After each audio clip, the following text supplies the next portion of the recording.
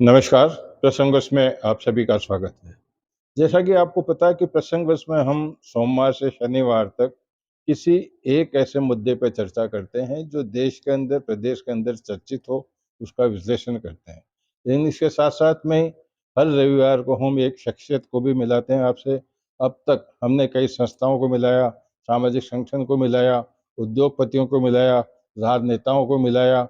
कहने की गर्ज कि उन शख्सियत को आपके सामने ला कर के मैंने रूबरू कराया, जो निश्चित रूप से अपने-अपने क्षेत्र के अंदर एक सार्वजनिक रूप से अपने दायित्व का निर्वाह करती है। इसी श्रृंखला में आज की शख्सियत में हमारे मध्य मौजूद हैं सीए बीएम व्यास साहब, जो हालांकि इनकी अगर दूसरी तरफ बात करें तो ब्यावर में सबसे पुरानी जो चार्टेड अकाउंटेंट संस्था थी, बीके व्यास एंड कंपनी, आप उसको अभी संचालित कर रहे हैं बरसों से। लेकिन इसके साथ-साथ में लगभग पिछले 5 साल से आप हिंदू सेवा मंडल से भी जुड़े हुए हैं। ब्यावर का हिंदू सेवा मंडल आज राजस्थान के अंदर नामा जाना-पहचाना हिंदू सेवा मंडल का शमशान गृह ऐसा है, जिसको हर व्यक्ति, चाहे उसका दाह संस्कार के रूप में या आने का कोई काम नहीं पड़ता हो, लेकिन वो देखने के लिए अवश्य आता है। यार जी, आपसे पूछना चाहूँगा कि पहले मैंने भी देखा है कि वहाँ जो नदी थी, शमशान नदी जिसको बोलते हैं, उस समय में वहाँ काफ़ी परेशानी आती थी जो दाह संस्कार करने वाले। थोड़ा-सा उधर जाते हुए फिर आगे आपने किस तरह की व्यवस्थाएँ की है, उस पे प्रकाश डालें, हमारे दर्शकों को बताएँ। शुरू में जब ये हिंदू सेवा मंडल नहीं बना था तो सारे शहर के जो भी दाह संस्कार होते थे वो नदी के किनारे पे होते थे। और बरसात के समय पे जब पानी का बहाव बहुत हो जाता था तो वहाँ जाना भी बहुत मुश्किल होता था और दाह संस्कार करना भी बहुत मुश्किल होता था। कुछ 4-5 हमारे गणमान्य ब्यावर के जो नागरिक थे, उन्होंने जब ऐसी व्यवस्था देखी, उनके मन में ये विचार आया कि यहाँ पर इस व्यवस्था को ठीक किया जाए। और उसी भावना को लेकर उन्होंने अपने नगर परिषद से संपर्क किया और 1985 में एक कार्रवाई पूरी हुई और इसका रजिस्ट्रेशन हुआ और हमारे हिंदू सेवा मंडल के नाम से लीज डीड लिखी गई और सारा यहाँ का जो क्षेत्र था वो हमें सौंप दिया गया। और ये इस बात को ताकीद करते हुए कि आप भविष्य में इसको सुंदर बनाएंगे और सुविधापूर्वक बनाएंगे। और उसी लक्ष्य को लेते हुए हमने हिंदू सेवा मंडल का यहाँ पर निर्माण किया, शमशान घर बनाए और आज नदी के किनारे से हटकर अब उसके लिए अलग से भवन बने हैं, स्थान बने हैं जहाँ पर दाह संस्कार बहुत आसानी से और बहुत सुविधापूर्वक हो रहे हैं। लेकिन मैं, जैसा कि मेरी जानकारी में आया है कि पाली पैटर्न से मिलता-जुलता ब्यावर का हिंदू सेवा मंडल का ये शमशान गृह है, तो उससे पाली से इसका क्या नाता रहा? हमारे हिंदू सेवा मंडल के जो प्रथम जो अध्यक्ष रहे थे जयनारायण जी सोमानी, उनका पाली से भी अपना संपर्क था और उन्होंने पाली में भी जो है हिंदू सेवा मंडल के ही नाम से एक शमशान गृह का निर्माण किया था। उसी की प्रेरणा को लेते हुए यहाँ पर भी उन्होंने हिंदू सेवा मंडल इसका नाम रखा संस्था का और यहाँ पर अपनी जगह के अनुसार से निर्माण बनाया।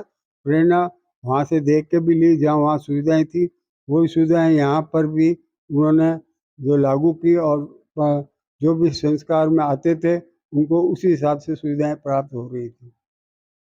यहाँ और कोई ऐसी व्यवस्थाएँ हैं जो केवल ब्यावर में ही हो, जैसे ये भी जानकारी में है कि यहाँ जिनकी मृत्यु हो जाती है उनका पंजीकरण भी यहीं होता है। लकड़ियों की व्यवस्था भी आपके यहीं पे की जाती है, कम दामों पे की जाती है। और जो ऐसी स्थिति होती है जो दाह संस्कार में भी खर्चा नहीं कर सकता, उसको भी आपका ट्रस्ट मदद करता है। देखिए, हमारे हिंदू सेवा मंडल का शुरू से नियम रहा है कि हमारे जो कॉन्स्टिट्यूशन में भी उद्देश्यों में भी ये लिखा है कि हमारा जो है ना, जो हिंदू दाह संस्कार के लिए आते हैं उनके लिए समुचित व्यवस्था की, लकड़ी की व्यवस्था और पानी नहाने पीने की व्यवस्था सुचारू रूप से यहाँ पर रखी जाए, ये मुख्य उद्देश्य हमारा हमारा संविधान में है। उसी को देखते हुए यहाँ पर हम लकड़ी की खरीद करते हैं।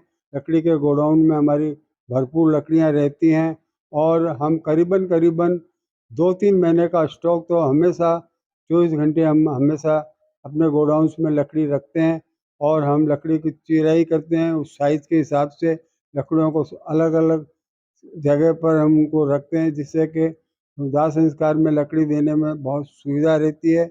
और जो गरीब आदमी है उसकी भी हमने एक बहुत व्यवस्था कर रखी है कि जो सहन नहीं कर सकता दाह संस्कार का खर्च, तो हमारे कार्यकारिणी के 2 सदस्यों को हमने नियुक्त कर रखा है और वार्ड मेंबर की वो जो परिवार का सदस्य आके कहता है, तो वो वार्ड मेंबर के रिक्वेस्ट के ऊपर हम जो है उनको मंजूरी देते हैं और उनको फ्री ऑफ कॉस्ट जो है हम लकड़ी निःशुल्क दें और सारी सुविधाएँ उनको मुहैया कराते हैं।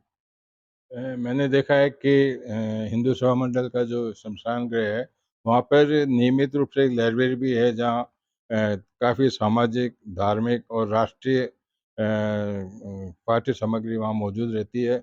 जो लोग दाह संस्कार के लिए वहाँ पहुँचते हैं, वो लोग उसका लाभ उठाते हैं। इसके साथ-साथ में बैठने की भी अच्छी व्यवस्था की रखी है वहाँ पे। लेकिन अब सुनने में आया है कि कुछ 2-3 नई वैज्ञानिक तरीके की भी वहाँ पर विकास के कार्यों की योजना भी बनाई गई है और कार्यान्वित की के कृपया उस पे आप थोड़ा-सा प्रकाश डालें हमारे दर्शकों के लिए। हिंदू सभा मंडल में दाह संस्कार के स्थान पर 2 बड़े-बड़े शेड बनाए हुए हैं और बहुत आधुनिक और सुविधापूर्वक बनाए हुए हैं। वहाँ पर जितने भी दाह संस्कार में लोग आते हैं, बहुत आराम से बैठते हैं और बहुत शांति से वो लोग बैठे हुए आपस में बात भी करते हैं और उसके साथ-साथ जो भोजन है वो भी हम दाह संस्कार के दौरान जो है ना चालू रखते हैं, जिससे कि मन में सब में धार्मिक भावना रहे। और एक हमने जो वहाँ पे एक योजना ली है, वो एक सैटेलाइट हमने वहाँ पे लगाया है। उसका अर्थ ये है कि उस सैटेलाइट से यदि आप जो है विदेश में भी आप बैठे हैं और वो आ नहीं सकता दाह संस्कार में, तो वो दाह संस्कार में सैटेलाइट के थ्रू जो है ना वो सारा दृश्य हमारे जो प्रांगण में जो भी दाह संस्कार हो रहा है, उसको वो बहुत आसानी से और सुविधापूर्वक देख सकते हैं और वो उसमें शामिल हो सकते हैं। ये व्यवस्था भी हमने कर रखी है वहाँ पे और उसका जो सिस्टम है वो भी हमने अपने बैनर्स के ऊपर लिख के बताया हुआ है। उसके अनुसार कई लोग उसका जो है ना वो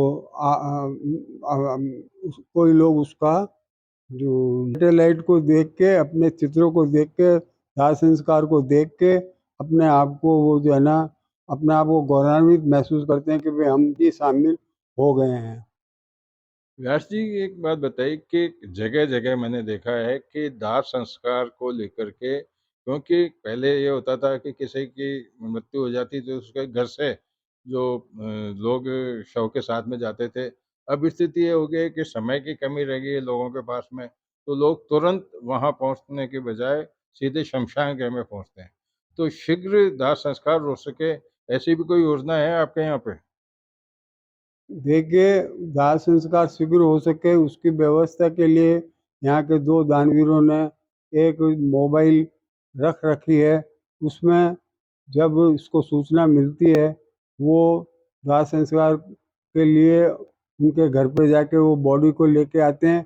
लोग आजकल क्या दूर-दूर जगह कॉलोनियाँ बन गई है, उसको कंधों पे लाना आजकल बहुत मुश्किल है और देखा जा रहा है कि भई 1 या 2 के अलावा बाकी सारे जो है ना मोबाइल में ही जो है गाड़ी के अंदर शव को लेके आते हैं, तो सारे जो है ना अपने-अपने वाहनों से सीधे ही जो है ना वहाँ पर शमशान घाट पे आ जाते हैं और दाह संस्कार में शामिल होते हैं। नहीं, मेरा मतलब ये नहीं था, मेरा ठीक है, 2 तो वहाँ पे शव वहाँ लगे हुए हैं, जो अभी नगर परिषद रणधीर सिंह सैनी ने दिए थे, एक कोई शिक्षाविद है महिला, उन्होंने भी दी थी। सैनी मेरा साहब ने पूछने का मतलब ये है कि सैनी साहब के साथ में वो तो व्यवस्था की थी शव पहुँचाने की, लेकिन वहाँ दाह संस्कार में जब अग्नि दी जाती है, तो कम से कम अग्नि में और जल्दी से जल्दी दाह संस्कार हो सके, ऐसी कोई मशीनरी वहाँ स्थापित की है क्या?